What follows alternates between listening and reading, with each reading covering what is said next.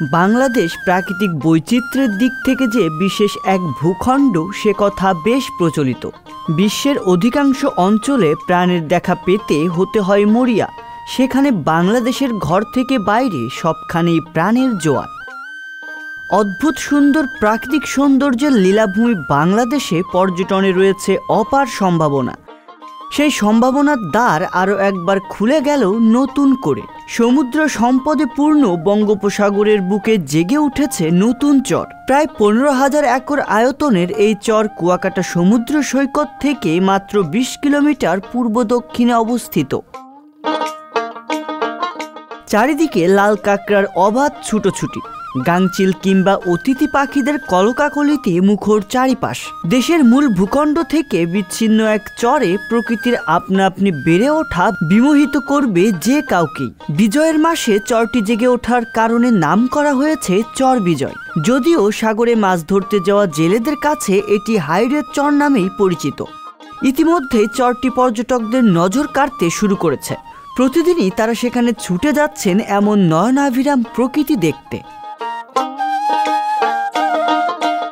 মূল ভূখণ্ড থেকে বেশ খানিকটা দূরে অবস্থান হওয়ায় এই চরে মানুষের বিচরণ খুব একটা থাকে না। শীতকালে তাই এই চরটিতে আগমন ঘটে অতিথি পাখিদের। বর্ষার মৌসুমে চরের অধিকাংশ স্থান হাঁটু পানিতে ডুবে গেলেও শীত মৌসুমে সগৌরবে ধুধু বালু বুকে নিয়ে জেগে ওঠে। এই সময়টাতেই জেলেরা অস্থায়ী বাসস্থান তৈরি করে মাছ শিকার ও শুটকি প্রক্রিয়াজাত করেন। চর বিজয়ের দিগন্তজোড়া আকাশ আর সমুদ্রের বিশাল জলরাশির মিলন সচরাচর দেখার সৌভাগ্য হয় না সবার। কুয়াকাটা সৈকত থেকে 1.5 ঘন্টা সময় লাগে চর বিজয়ে পৌঁছাতে।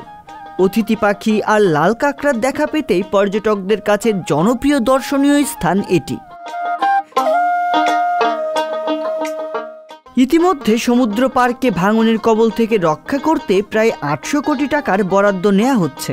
সুষ্ঠুভাবে সংস্কার কাজ হলে পর্যটন খাত আরও সুসংগঠিত হতে পারবে। তবে অব্যবস্থাপনার কারণে গুরুত্বপূর্ণ পর্যটন স্থান কিংবা স্থাপনা নষ্ট হয়ে যাওয়ার নজির আছে আমাদের দেশে। কুয়াকাটা সমুদ্র সৈকত কিংবা কক্সবাজার সমুদ্র সৈকতে করোনাকালীন সময়ে দেখা মিলেছিল লাল কাঁকড়ার। মানুষের আনাগোনার কারণে লাল কাঁকড়ার দেখা পাওয়া যেত না বহুকাল ধরে, কিন্তু এরপর যখন আবার মানুষের বিচরণ বাড়তে শুরু করে তখন বিলুপ্ত হতে থাকে লাল কাঁকড়া। মানুষের আবাসস্থান থেকে মাত্র কয়েক কিলোমিটার দূরেই গড়ে উঠতে পারে প্রাকৃতিক বাস্তু শৃঙ্খল। চর বিজয় তার অকাট্য প্রমাণ। প্রশাসনের সতর্ক দৃষ্টি ও ব্যবস্থাপনা থাকলে এই চরের প্রাকৃতিক বৈচিত্র্যতা অক্ষুণ্ণই থাকবে। আর যদি তা না হয় তবে হয়তো আকর্ষণীয় স্থান হয়েও পর্যটক হারাবে চর বিজয়, সাথে হারিয়ে যাবে প্রকৃতির খেয়ালে গড়ে ওঠা এক জীব বৈচিত্র্য। রিয়াজুল ইসলাম, সংবাদ প্রকাশ। সংবাদ, ফিচার ও অনুষ্ঠানের জন্য ভিজিট করুন সংবাদ প্রকাশের ওয়েবসাইট এবং যুক্ত থাকুন ফেসবুক পেজ ও ইউটিউব চ্যানেলের সঙ্গে।